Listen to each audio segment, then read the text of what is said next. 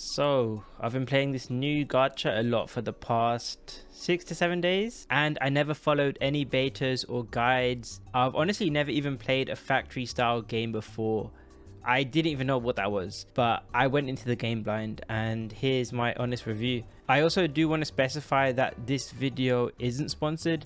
Not that there's anything wrong with getting sponsored and getting your bag, but I know there are a lot of people actively looking for non-sponsored reviews of the game at the moment in order to help you decide whether to try it or not.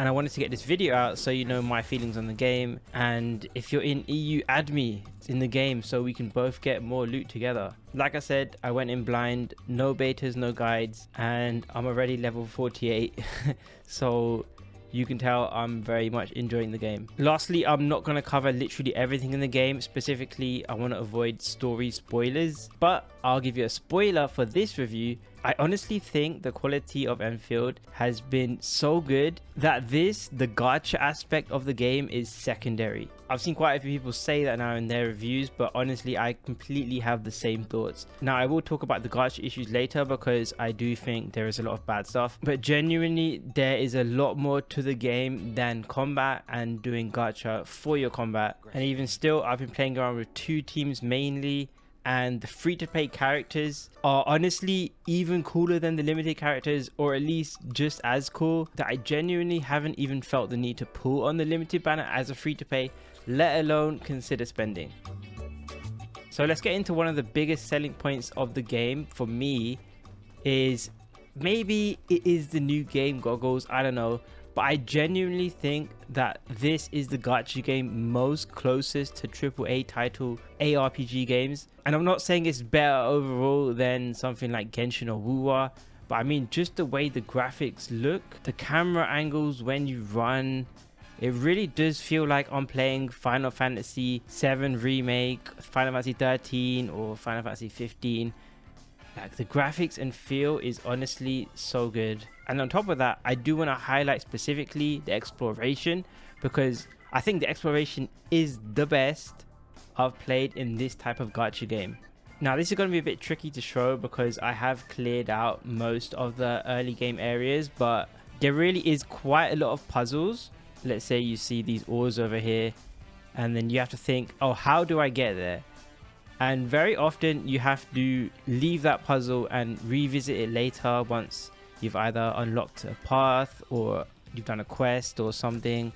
Another example is there's a lot of like rocks that you have to learn how to craft explosives and then blow up them. There's paths in the map that you have to backtrack to, or even stuff like these SOS robots that you have to acquire specific parts in order to fix them. And again, this is something that reminds me of AAA JRPGs. Now, don't get me wrong, the backtracking and secret puzzles are definitely not at the level of something like Kingdom Hearts 1. But the point is, you're not just aimlessly running around collecting things, killing things, and moving on in a very linear fashion.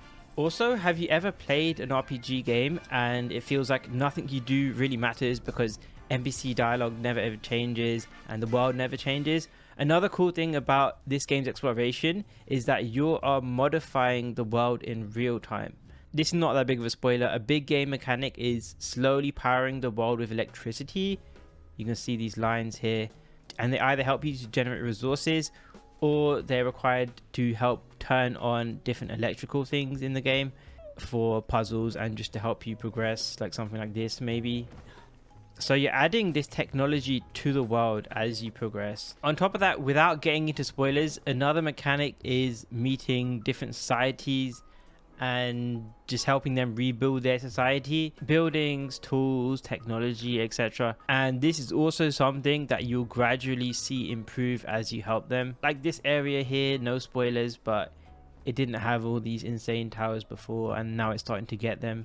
It's even getting like a satellite thing there. Last exploration mechanic I love, and you can see it right here, is the whole team runs around with you, which is very immersive. And not only that, but they follow your lead by picking up items from chests that you open. Like, check this out. They pick it up for you. Very nice quality of life. And honestly, again, it's not even the quality of life, it's just like very immersive just to see a whole team like this. One thing that you will see very early in the game is that they can even mine like ores with you. Look at this. So they see I'm doing it. They start doing it as well, and then they even pick up the ores. Another thing I love with this game is the accents. I wonder if I can show some here. Need me in the team? Certo. It really helps with the team building. You actually get native Italians speaking English with Italian accents. Check this guy out as well. We can wishful like this. Yo, good to see you here. Japanese English accents. You're the one calling the shots. I'll be right behind you. There's also Chinese English accents. And honestly, I personally find it very charming that they do this, because it feels like you're meeting people from different regions. Yeah, their English isn't native and perfect, which might sound weird for an EN dub, but again, I find it charming. And honestly, I assume a lot of you got this same feeling too. Am I looking all right from this angle? Look, we even get Australian accents. And overall, I like this, especially coming from my main game, Genshin, where 99% of characters speak with an American accent, no matter which part of the world they're from. And even to the point, if they're not even American voice actors themselves, they don't really get to speak in British accents. And this is something I really liked with Wuwa, when we could hear their genuine British accents. But I think Enfield take it to a whole nother level here. Okay, so let's get the elephant out of the room. And in comparison to, say, Genshin or Wuwa, the combat is definitely not as big of a gameplay focus here. It's a bit subjective, but you could say the game arguably has slightly less depth, and that's because there's this system called the factory system, which eats up a lot of that share. So I'm not going to get into every little detail about the combat. However, there are still things that I really like about it, and it still has several unique things. You can see I'm playing here, maybe you see some of them. First of all, as you can probably see, it is like a Final Fantasy type game where all your team is attacking at once. This is very cool, and you can even switch to them in the middle of fighting like this. The camera doesn't move quite like a Final Fantasy VII Remake, but this combined with how your teammates explore with you in the world is awesome. In comparison to Wuwa, as you might have seen, although characters don't have intro and outro skills, Enfield still has dynamic combat through the team follow-up attacks, which is what they call combo skills. Each one of your party members have their own trigger conditions. Like for example, if I do my final basic attack hit, my healer can do her E, and then I can do another one, then I can chain it. And they have their own trigger conditions, and then the combo itself can bring its own benefits. Like for example, my healer's combat, it applies corrosion, and then I can use her skill to apply physical or arts debuff. And that can make things satisfying by itself. Similarly to Wuwa, can I show it here? Yeah. So it has perfect dodging as well, which is pretty great. Allows you to be very reactive to the enemies. And just like Wuwa, it also kind of has parrying, which is when like a boss enemy has this red circle and you have to click one of your character's skills in time. Enfield also kind of has elemental reactions like Genshin, or at least different elemental synergies, albeit a more rudimentary version, at least from the little that I've played. It even has the fabled Rhymegrass Dendro cryo synergy here that we've all been waiting for in Genshin. But you don't necessarily need to build your team around these elemental synergies. A lot of people are just playing mono elemental teams, kind of like mono electric or mono physical. But the cool thing about combat is there's still lots of synergy and interactions. I've mostly been maining this electric team. Let me know if this is good taste or bad taste. And the coolest thing is that this team, the DPS here, Avywenna, she deals her big stonks electric damage based on positioning. Here we go, I can show it with this enemy here. So to get it going, I have my Perlica apply electrification on the enemy. That allows my DPS to put her 3 lightning spears down there. There we go, that's the parry.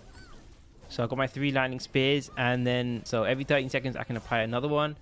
And then what I can do is when I want to cash in, I make sure the enemy is behind it, press that skill, and all of them go towards the enemy. She kind of does her telekinesis suck on the enemy, and then every enemy hit in that path takes big damage per spear.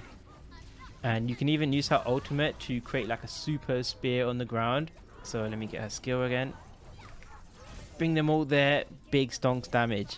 And this team is super fun. I think a lot of people even consider this to be maybe the most fun team in the game, because it's not just about your big damage, it's also engaging with positioning as well. However, as you can see, she is kind of cucked because she has that old Genshin thing where her normal attacks are physical rather than having an electro infusion. But shit happens with early gachas, and you can even do them from insane ranges as well. Check this out. Boom.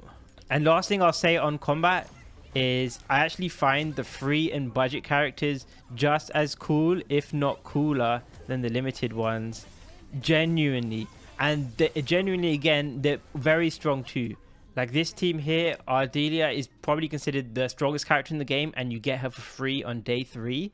You even get her limited weapon for free on day 10. Pylika is one of the main characters in the story. She's free. These other two are 4 stars, but you need a bit of gacha RNG to get them. But honestly, forget about that team. This team here is all free characters. You can even replace the Ardelia with even more free characters that synergize really well. But at launch, many people even consider the MC to be one of the strongest characters in the game. And they're a physical DPS. Even they have an Astro Express kind of thing where Chen, who's one of your sidekick main characters, is also the main teammate for the MC. It's to the point where I've got like 2 teams I've been playing around with here, and they're all 4 stars, or shall I say they're all 5 stars in this game, because 6 stars is the max. But my actual 6 stars that I've got in the gacha, like these two, they're both level 1, and I haven't even gachaed on the limited banner. Now I'm sure I will level these characters in the future, but I am happy with how fun and strong the budget characters are. Both these teams in particular are very free to play friendly. You can get like 2 free weapons. One of them you get from an event. I picked Thermite Cutter. It's basically the best weapon, and it's like a team buffing attack weapon for Arknight in my lightning team. And you can also get another free weapon. I got Avywenna's best in slot 6-star weapon. So a team like this, as long as you got these 2 from the gacha, you can pretty much assemble the strongest weapons on all of these characters. Similar thing with the MC. Like I said, MC is considered one of the best DPSs in the game. But if you want their best in slot weapon, that technically isn't free. It's £1 or $1, which is such a tease. I kind of wish I wasn't free to play so I could get this, but at least you don't have to pull on a banner for this. Now, I don't want to glaze this game too hard. Those were some outstanding pros and some big wins for me, but I do want to get into some cons with some of the most divisive parts of the game, and we can talk about the factory gameplay and gacha. So if you're like me and you've never played a factory type game before, you probably wondered what the hell people are even talking about. I didn't even know what a factory type game was, and you're probably wondering, will I even like this or not? Basically, in this game, in the overworld, you can farm resources. However, in order to make supplies, in order to do quests, make gear, you can't just use stuff that you picked up off the ground. You have to make these factories where you chain different machines together, either in very simple or very complex ways, in order to process what you have and turn them into something more important. Like, for example, I've got this huge dank processing thing, and right at the end, I'm making these capsules, which is a resource that I sell to different societies in order to build those societies up and also get paid for it. And this may look dank, but this honestly is a big part of the game, because you need to do this kind of stuff in order to progress through the game. And this is where the cons begin, because this is probably the biggest filter of the game, which is the factory. Not even because of the gameplay itself, but because of how confusing and how rough it is to learn, because you will be spammed with tutorials in this game like every 10 minutes for the first 2 days that you're playing the game. And a lot of that is tutorials on the factory. So this is, in my opinion, the biggest downside of the game so far. And whether they improve this or not over time, I don't know, because I can see quite a lot of people modding, reading these factory tutorials. And honestly, even after you read a tutorial, you can still be confused on what to do. I can see people modding and quitting the game way too early because of this. And that is a big problem, because I think the overall problem is some people may not be even into factory gameplay. Maybe you only care about combat, story, exploration, you know, stuff that's in like Genshin or Wuwa. And the factory stuff being a big part of this game can kill the game for you. Or alternatively, You can even be someone who's willing to give it a try, but the tutorial spam and the general confusion and frustration makes you dislike it. However, it's not just cons, there is a pro, which I can say as someone who molded for the first few days. Like, I had to go on YouTube guides because I was getting stuck in the tutorials. Eventually it does click for you, and I think a lot of people end up liking it. Like, I like it now, even though I'm not perfect with it. I find it very satisfying to get a quest like, okay, I need a lot of these purple batteries, and then I look up the chain process for it. So I need to start off with an ore and a plant, and then I take it along. I use all these different machines here. I use a shredding machine, and right at the end of it, I get my goods here. What even happens is somewhere in your process it breaks and it doesn't work, and then you're molding again, but then you figure out which step you messed up on. Oh, like maybe this machine here is bricking because I put the wrong thing in here, but then you fix it and then it works, and now you're producing the resource you needed for whatever quest. And I was willing to give it a go and break through the tutorials, and I made it past the filter. And honestly, that's one of the things I like most about the factory system, is since this kind of thing is a big part of the game, and you could say it takes a bit of the pie away from the combat aspect, the factory system has nothing to do with gacha. If you think about it, gacha is spending and putting for characters mostly for combat, and this is another thing that made this game feel like a normal AAA RPG with gacha secondary rather than a gacha first kind of game. My overall conclusion with the factory gameplay is you honestly have to give it a go and figure out for yourself if it's going to be a deal breaker for you. If the factory system filters you, then it is what it is. If you absolutely hate the factory system, then you're probably not going to like the game overall just because it's such a big aspect. Speaking of the factory system, I do have to say, do I think it's important to min-max your factories? Bear in mind, we're only in the first week of the game. Sure, at the moment, it's important to get all these resources if you want to progress fast, but I don't think long-term you have to obsess over it. Why? Because it's a gacha game, which means the grindable supplies will never be your bottleneck. It's kind of like playing Wua, and then early on everybody was farming echoes in the overworld, because you can't use the factories to make character experience and essential materials. Gacha games will always have its most important resources kept behind events or dailies or weeklies. Let's get into another con, and another con is on launch day. They had this big glitch where people had used their PayPal to buy something in the game, and they had extra money siphoned from their PayPal used by other players. I even saw on Reddit some people had even lost thousands. Now, this is probably one of the worst clown fiestas you could possibly imagine to happen in a game in launch day.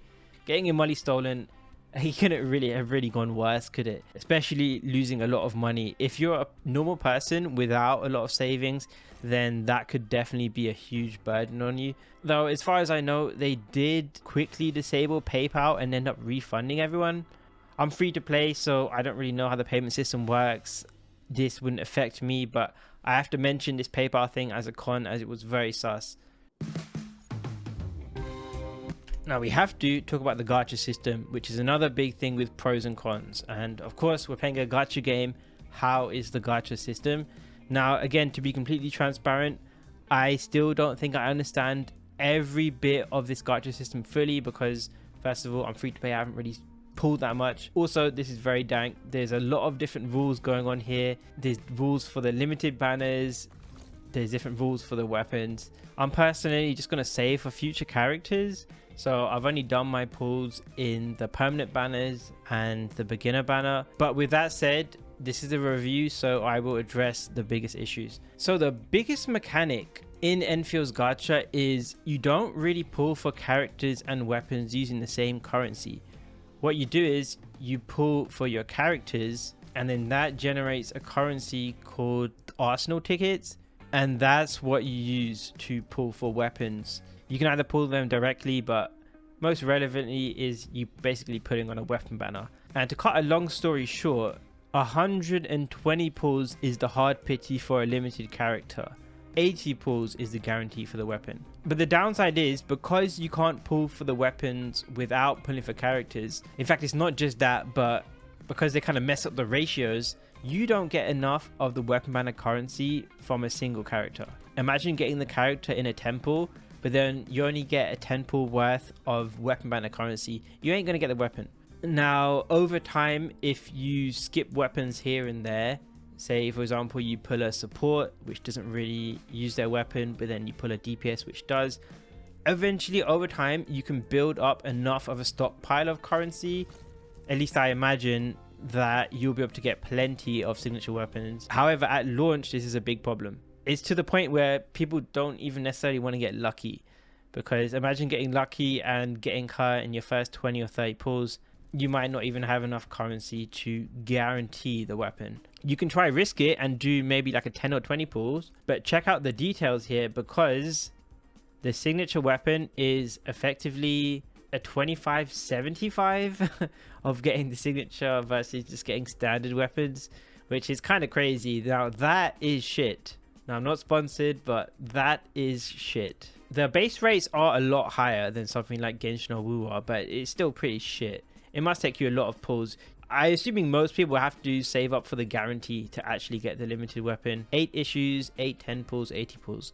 Now I do want to add a pro though, is because you acquire these Arsenal tickets passively, you can kind of say it's nice the ability to get limited weapons essentially passively as you're pulling characters, which that could be a nice thing for people who hated weapon banners. So in a way you can't really think of it like 120 pulls for a character, when in a way you're kind of also making progress towards their limited weapon at the same time. In comparison to something like Genshin, maybe it takes you 100 pulls on average to get the 5-star, but then you're gonna have to go into the weapon banner, probably spending another 100 pulls. It's kind of apples and oranges. You can't really compare the amount of pulls if you're looking at the overall getting the character and the weapon. But if you wanted to eyeball it and say getting a C0R1 character here, if you say that's overall cheaper than getting a C0R1 in Genshin, that probably could be true.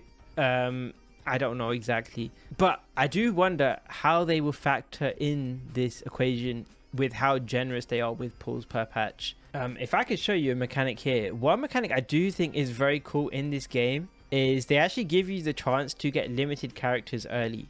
So in this patch there's 3 limited characters, Leivetian, Gilberta and Yvonne. Now these 2 are supposed to come slightly later, but what they do in this game is you have your rate up character, which is 50% chance of getting, but the other 2 are already in the game in the lost pool. Now obviously with all these characters and the rate, it's still going to be a very low chance. But if you're playing the game for a year, it will probably happen for you a couple times, which will be a nice surprise. Also, I think this means is even if you do unfortunately miss the limited character during their official rate up, you technically could still have a chance of getting them in the following banners, which is quite nice. Also here, another good thing that is pretty cool is on the character banner, you do get a free 10 pull after you've done your first 30 pulls. Although I don't believe this counts towards the 120 hard pity. But speaking of that hard pity or guarantee or spark, whatever you want to call it,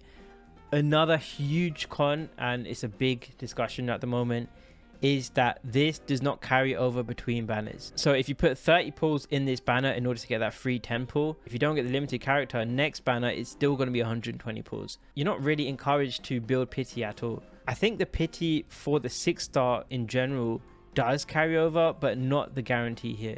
And honestly, this is a big con because I don't know why a modern gacha would do this anymore. Again, it encourages you to save a lot and only pull when you have enough for the guarantee. I thought gacha games figured this out, but I guess there are some that are still very old school with this. Lastly on the gacha is that we are unsure how generous the game will be at the moment. I know there are a lot of people saying that free-to-plays can hit the 120 pulls within a few days of no lifing, but some stuff does seem low. Like for example, you can passively get the weapon banner currency with weeklies, but check this out, you get 100 Arsenal tickets per week. Now considering in order to do a 10 pull, you need almost 2,000 of them. What is that, 20 weeks of weekly grinds for a 10 pull? Now maybe there are more resources for Arsenal tickets, maybe they come in events, but that seems very stingy, not gonna lie. I didn't play the betas, but I did hear the CBTs had something which gave 4K of this. So I'm not sure what happened to that. Whether they're generous and they redistribute a lot of this into events, we'll have to wait and see. Speaking of generosity, furthermore, I think there's only been like one communication since the game launched from the devs, which is this official release appreciation gift. Now this probably came because of the PayPal glitch, or maybe not.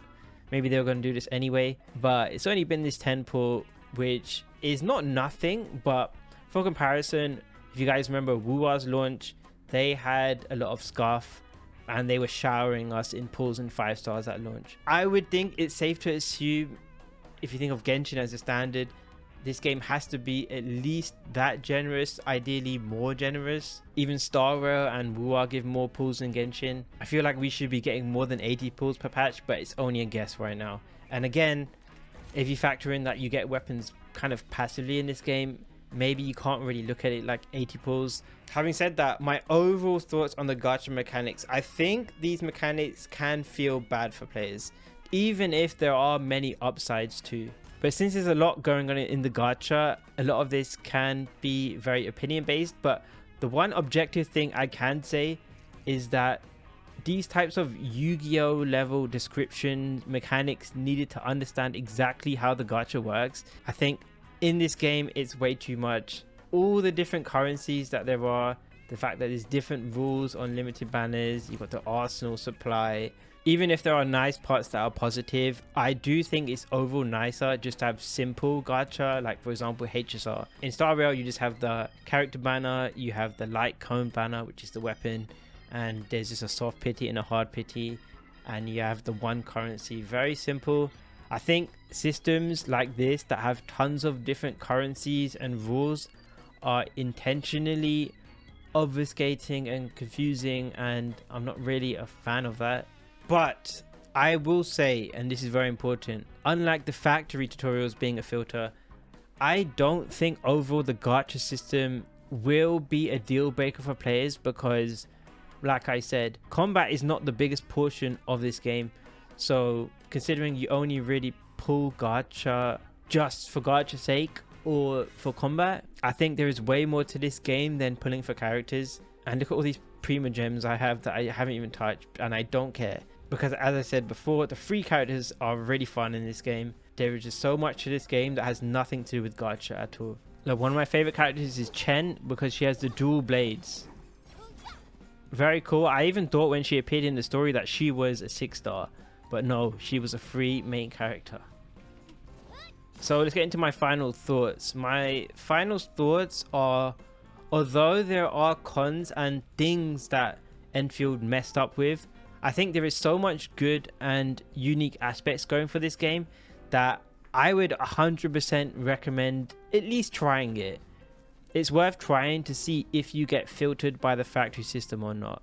And if you've got addicted to the game like I have at the moment, I do think that this is another blockbuster gacha game that will be here in, you can say, the A tier for years, and it will not be end of server anytime soon. That you can almost guarantee. This is definitely another big player in the open world-esque kind of Genshin-ish gacha games, but it's got so much unique things going for it. I feel like I'm invested in the game in this point, and I think there'll be a lot of you in my community who feel the same. It's a safe investment of your time, really. From what I've come to learn, it does help if you have played the original Arknights before, but it's definitely not required. I never played the original Arknights and I'm having a blast.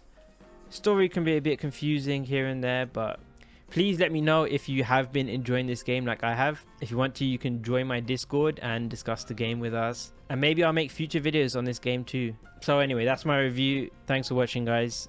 I've had a great time playing this game.